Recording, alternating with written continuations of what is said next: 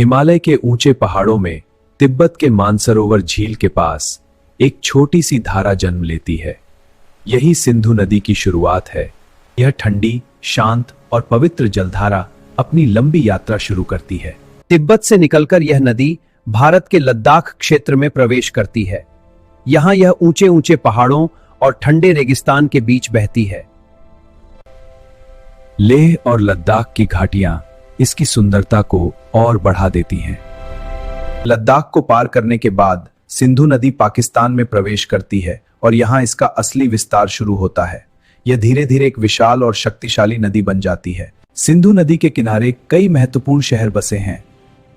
स्कार्दू, अटोक, हैदराबाद, कराची। सिंधु नदी की शक्ति उसकी सहायक नदियों से आती है।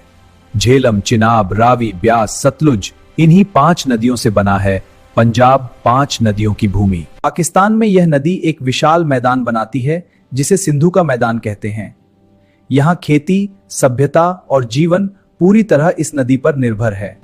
इसी नदी के किनारे जन्मी थी दुनिया की सबसे प्राचीन सभ्यताओं में से एक, सिंधु घाटी सभ्यता। हड़प्पा और मोहनजोदड़ो जैसे महान नगर इसी के तट पर बसे। लंबी यात्रा के बाद सिंधु नदी अरब सागर में गिरती है। कराची के पास इसका विशाल डेल्टा बनता है।